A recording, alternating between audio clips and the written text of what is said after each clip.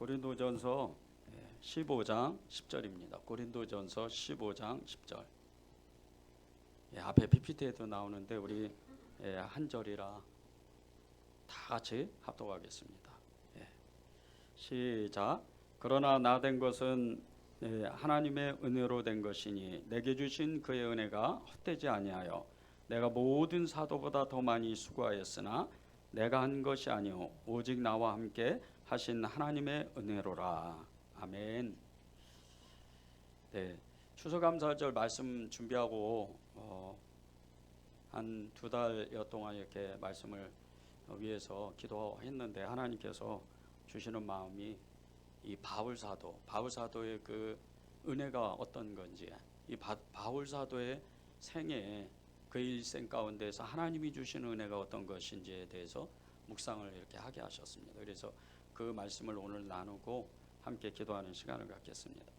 이 바울이 고백한 하나님 아버지의 은혜, 이것은 자신이 그동안 지나왔던 모든 일들, 이 모든 일들을 다시 되뇌이면서 생각해 보면서 하나님이 정말 나를 사랑하시고 하나님의 그 모든 은혜 때문에 내가 지금 하나님의 일을 감당하는 사람이 되고 이제 나의 모든 일들이 다 끝나고 가는구나, 그렇게 고백한 이 은혜입니다. 그래서 이 바울의 고백은 자신의 그 지나온 나날, 자신이 살아왔던 일들을 다시 되뇌이면서 다시 생각해 보면서 하나님이 나를 사랑하셨습니다, 그렇게 고백하는 은혜죠. 우리 고린도전서 15장 10절을 제가 다시 한번 읽겠습니다. 그러나 내가 나 된 것은 하나님의 은혜로 된 것이니 내게 주신 그의 은혜가 헛되지 아니하여 내가 모든 사도보다 더 많이 수고하였으나 내가 한 것이 아니오 오직 나와 함께 하신 하나님의 은혜로라. 하나님의 은혜로라. 자신과 함께 하신 하나님의 은혜다. 이렇게 이제 고백하는 이 바울의 고백을 들으면서 이 바울은 정말 은혜의 사람이구나. 정말 믿음의 사람이고 그는 사랑의 사람이고 그는 믿음의 사람이었구나. 특별히 그는 은혜에 충만한 사람이었구나. 그런 생각을 해보았습니다.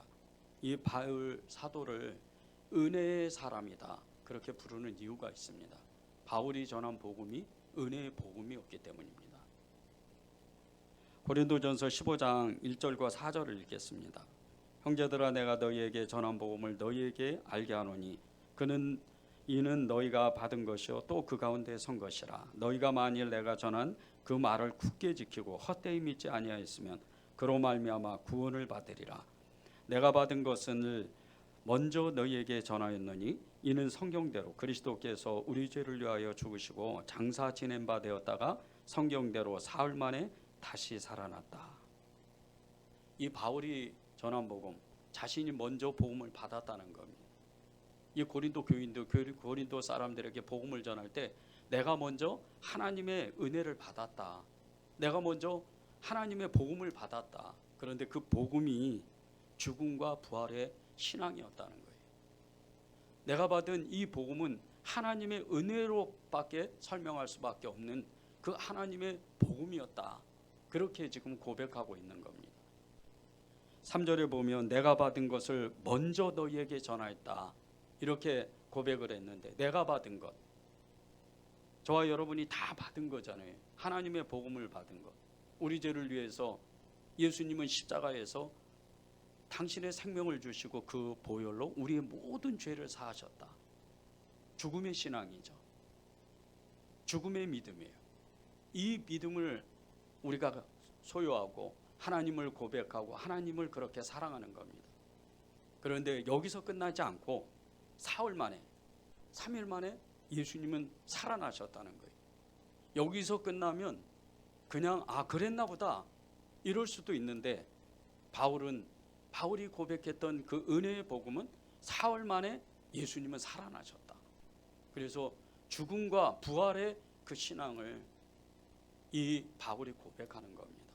우리가 다 가진 복음이죠. 우리가 들었던 복음이고 우리가 소유했던 복음이고 우리가 고백하는 복음이에요.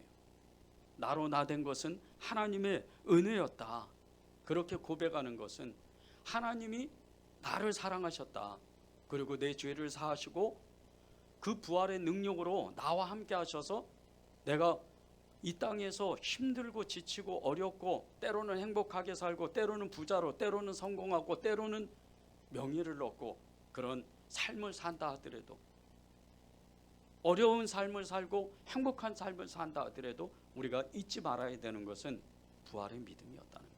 부활의 신앙이었다는 거예요. 이게 바울이 고백한 거예요. 내 죄는 다 죽었다. 내 옛사람은 다 죽었다. 그런데 나는 주님이 3일 만에 살아나신 것처럼 나도 부활했다. 그 복음을 바울의 평생토록 전한 것. 그래서 바울을 은혜의 사람이요 은혜의 사도라고 얘기하는 거예요. 이게 바울이 자신의 평생토록 하나님의 자신에게 임한 하나님의 은혜가 무엇인지를 고백한 그 은혜였다는 거예요. 그러나 나의 나 된 것은 하나님의 은혜로 된 것이다. 내게 주신 그 은혜가 헛되지 아니하여 내가 모든 사도보다 더 많이 수고했지만 내가 한 것이 아니요 내 오직 내 안에 계신 하나님의 은혜로 모든 것이 다 된 것이다. 우리가 살아갈 때 어떨 때는 정말 그런 체험도 해보잖아요. 이거는 도저히 내 힘으로는 할 수 없는 일이었는데 하나님이 나를 도와주셔서 이 일을 다 해결하셨구나. 이 문제를 해결하셨구나. 이 모든 질병을 고치셨구나. 이런 체험을 해보잖아요. 우리가. 바울이 지금 그 고백을 하는 거예요. 그래서 바울은 은혜의 사람이라고 이야기를 하는 겁니다. 우리가 바울을 따라서 죽음과 부활의 신앙을 고백해야 하는 것은 하나님이 바울과 함께 하셨지만 나도 우리와도 함께 하셨다. 그 고백을 하기 위해서 이 바울에게 임한 하나님의 그 은혜를 우리가 다시 한번 되뇌어 보는 겁니다. 많은 성도들이요 하나님의 은혜를 체험합니다. 이 바울과 같이 정말 하나님으로 설명할 수밖에 없는 하나님의 그 은혜를 체험하는 성도들이 굉장히 많아요. 일상 속에 주셨던 정말 그 삶 속에서 주셨던 하나님의 그 은혜를 감사하면서 사는 성도들이 너무나 많아요. 사사기 16장 28절을 읽겠습니다. 삼손이 여호와께 부르짖어 이르되 주 여호와여 구하옵나니 나를 생각하옵소서. 하나님이여 구하옵나니 이번만 나를 강하게 하사 나의 두 눈을 뺀 블레셋 사람에게 원수를 단번에 갚게 하옵소서. 이 대사사인 삼손, 이 삼손은요 정말 말할 수도 없는, 사람으로서는 가히 정말 이룰 수 없는 엄청난 힘을 가지고 있던 사람이었어요. 엄청난 지혜가 있었고 그에게는 하나님의 성령이 정말 물붓듯이 부어지는 역사가 있었어요. 얼마나 힘이 셌으면 그 성벽의 문짝을 다 뜯어가지고 아예 어깨에다 짊어지고 산으로 올라갈 정도로 그렇게 엄청난 힘을 가지고 있었던 사람이에요. 그리고 이스라엘의 사사로 40년, 20년 동안 그렇게 이스라엘의 정말 구원자로서 자기의 사명을 다 했는데 그렇게 늘 하나님이 그에게 은혜를 주셨는데 그는 한순간에 그 은혜를 잊어버려요. 하나님이 주셨던 은혜를 잊어버리는 거예요. 그리고 정말 비참하다 못할 정도로 자신의 두 눈이 뽑아지고 그것도 마구간에서 맷돌을 굴리는 소나 굴리는 그런 일을 하는 거예요. 그때 이 삼손이 어떤 마음이겠어요?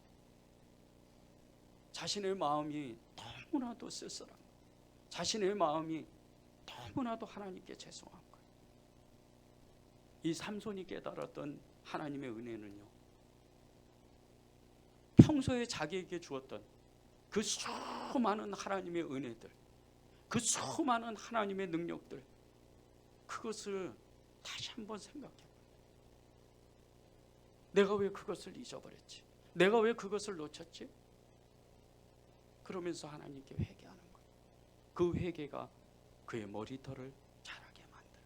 힘의 근원이었던 그의 머리털이 자라나기 시작하는 거예요.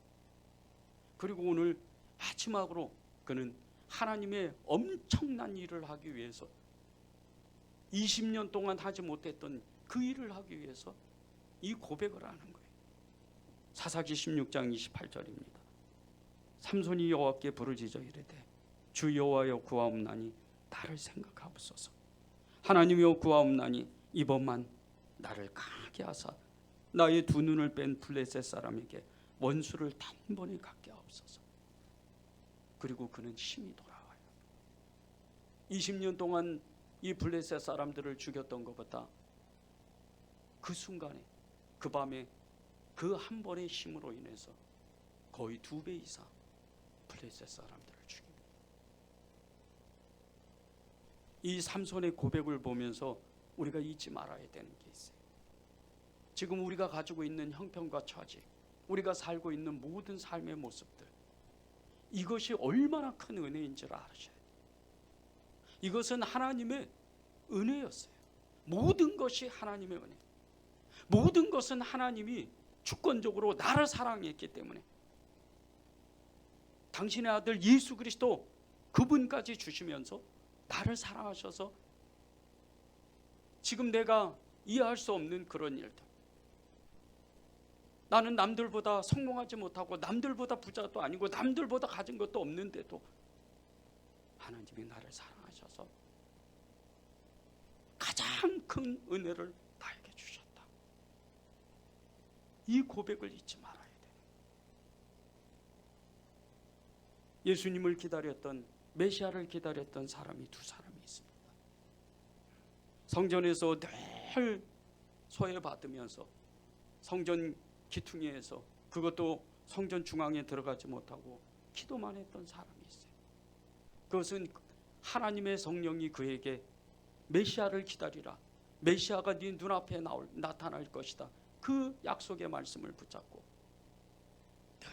늘 기다리다가 나이가 먹어서 이제 초로의 노인이 되었는데 그의 눈앞에 그토록 기다리고 소망했던 예수 그리스도, 그분이 오는 거예요. 이 주님을 만났던 사람이 시므온입니다.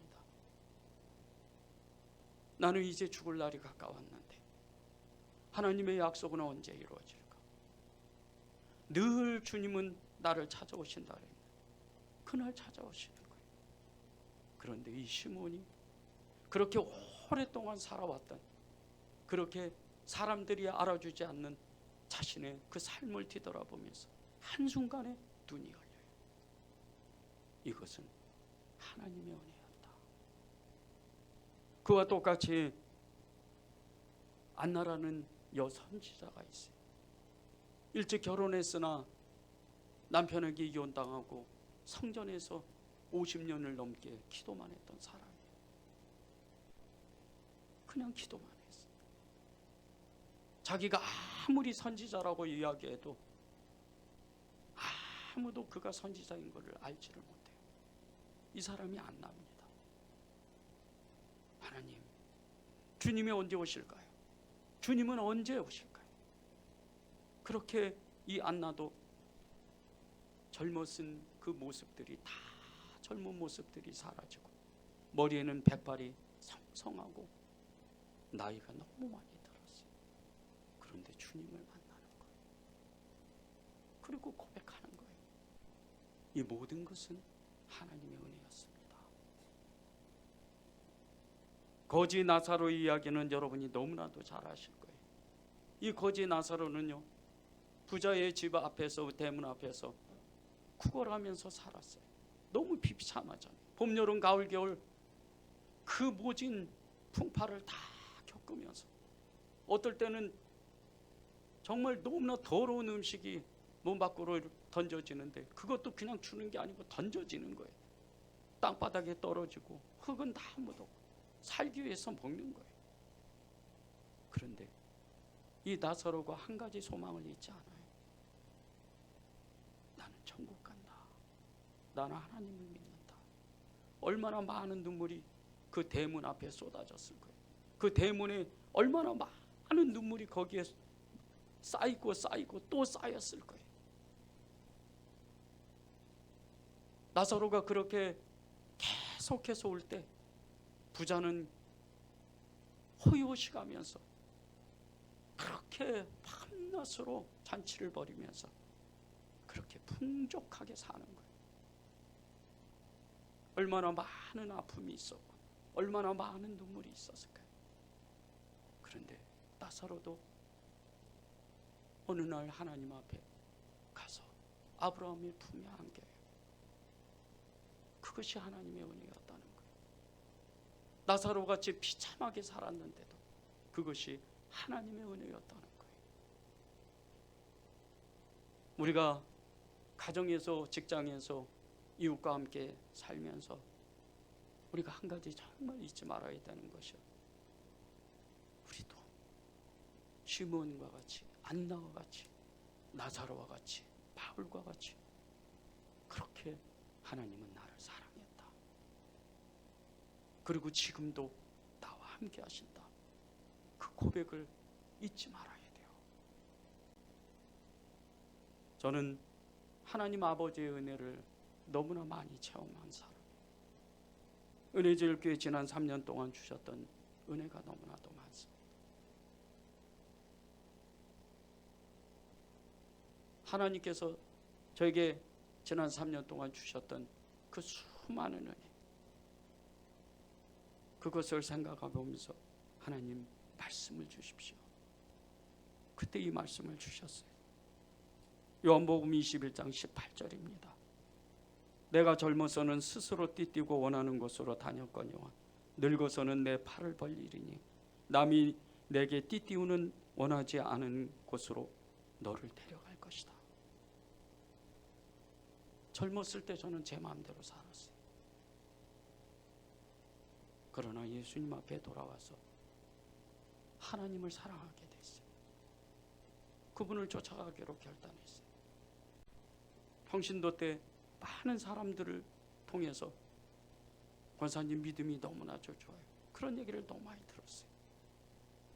그 은혜를 받아서 목회자가 됐어요. 그런데 지난 3년 동안 이 은혜절교회 담임을 사역을 하면서 정말 너무나도 연약한 제 모습들을 너무 많이 보았어요. 많은 사람들이 오고 가고 많은 사람들이 떠났어요. 그런 가운데 마음이 자꾸 다운되는 거예요. 믿음이 좌절되고 낙심이 되고 사람들의 얼굴을 제대로 쳐다보지를 못하는 거예요. 얼마 전에 어떤 목사님께 이야기를 같이 목사님하고 이야기를 나누다가 그 젊은 목사님이 공황장애를 2년 동안 앓았다는 이야기를 들었어요. 그리고 지금 약을 먹는다고 그 약을 꺼내주는데 제 마음이 다 그 마음인 거예요. 하나님이 지난 3년 동안 주셨던 은혜는 과연 무엇이었을까? 말도 제대로 못하고 말씀도 제대로 전하지 못하고 교회의 사역도 제대로 하지 못하는 나에게 주셨던 은혜는 도대체 무엇이었을까? 주님은 오늘 말씀처럼 내가 젊어서는 내 마음대로 살았지만 네가 늙어서는 하나님의 뜻대로 살게 되는 그런 사람이 될 거다. 지난 3년 동안 제게 주셨던 은혜의 가장 큰 은혜가 뭔지 아십니까? 이제부터 주님은 저를 더 만들어 가신다는 거예요. 그것이 지난 3년 동안 제게 가장 크게 주셨던 은혜였어요. 목회자로서 길을 가게 하시고 교회의 담임이 되게 하시고 그 모든 것들이 하나님의 은혜였다는 거예요. 바울이 그랬죠. 시몬이, 안나가, 나사로가, 많은 믿음의 사람들이, 여러분이 그랬잖아요. 내가 비록 연약해도, 내가 비록 믿음이 없어도 하나님은 나를 사랑한다. 그리고 나를 당신의 뜻하신 대로 이끌어 가실 것이다. 이게 하나님의 은혜입니다. 모든 것은 하나님의 은혜다. 2022년도 추수감사절을 맞이하면서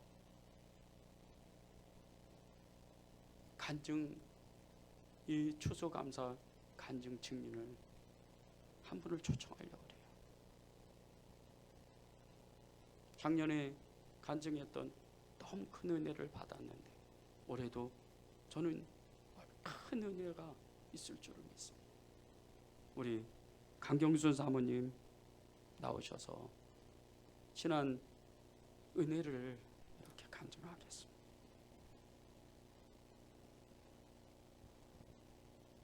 (2022년 11월 22일) 추수감사예배 강경순 사모. 역대상 16장 34절. 여호와께 감사하라. 그는 선하시며 그 인자하심이 영원하미로다. 지난 3년을 뒤돌아보면 하루하루 모든 순간이 은혜이며 감사였음을 고백합니다. 남편 김기호 목사님은 성남에서 오랫동안 살아오면서 성남시 사정을 너무나 잘 알고 있었습니다. 그래서 목사님은 성남에서 개척하고 싶어 기도해 오는 중에 2019년 11월 24일 은혜제일교회 담임 목사로 부임하게 되었습니다. 저도 사모로서 남편과 함께 은혜제일교회 오게 되었습니다. 성남에서 교회를 하게 되었지만 그 기쁨은 너무나 짧았습니다. 은혜제일교회를 시작한 지 얼마 지나지 않아 교회 이전 문제를 겪게 되었습니다. 급하게 주변 건물들을 알아보면서 월세며 교회를 리모델링하는 일들이 만만치 않았다는 것을 알게 되었습니다. 그런 와중에 이전하기 전에 교회 건물 주인이 터무니없는 교회를 교회 센터 사택하던 자리를 원상복구를 하라고 무리하게 요구하였습니다. 제 마음속에는 억울함과 답답한 마음이 있었지만 남편은 억울하지만 예수님 믿는 사람은 특히 교회이므로 건물 주인의 요구대로 다 해줘야 한다고 하면서 주인이 요구한 그 사소한 모든 것까지 다 들어주었습니다. 그 집주인을 생각하면 두 번 다시 만나고 싶지 않은 사람이라는 생각이 들었습니다. 그런 과정 중에 억울한 일이 많아도 주를 위해 참아야 한다는 것을 배우게 되었습니다. 우리가 예배드리는 이 예배당은 전에 천운사라는 절이었습니다. 그런 자리를 예수님의 피를 뿌리며 기도하면서 교회를 세워나갔습니다. 절터였던 장소를 처음부터 다 뜯어내고 리모델링하는 과정이 3개월 정도 걸렸습니다. 그 3개월 동안 영적 싸움이 얼마나 심한지 마음고생이 이루 말할 수 없었습니다. 모 교회의 도움과 남편의 고된 노동으로 리모델링 공사를 마치고 첫 예배를 드리는데 감사하는 마음이 얼마나 큰지요. 이 모든 것이 다 하나님의 은혜였음을 고백합니다. 마음껏 찬양하고 예배드릴 수 있다는 것이 얼마나 좋은지요. 교인들의 숫자는 적지만 그 적은 인원으로 목요전도, 토요전도를 하고 주일 저녁에는 노숙자 봉사를 할 수 있는 것이 정말 기적과 같은 은혜였습니다. 지난 3년 동안 교회를 섬겼던 많은 성도들이 생각납니다. 기존에 있었던 6명의 성도 중에 5명이 교회를 떠났지만 또한 모 교회에서 1년씩 작정하고 파송 선교사로 섬겨주신 성도님들이 한 분 한 분 참 고맙습니다. 그리고 낯선 목회자에게 변함없는 마음으로 순종하면서 교회를 함께 섬겨주는 남아있는 성도들에게 정말 감사한 마음입니다. 3년이라는 시간을 어떻게 보냈는지 모르지만 제일 기억나는 것은 이 모든 것이 다 하나님의 은혜라는 것입니다. 주님 감사합니다.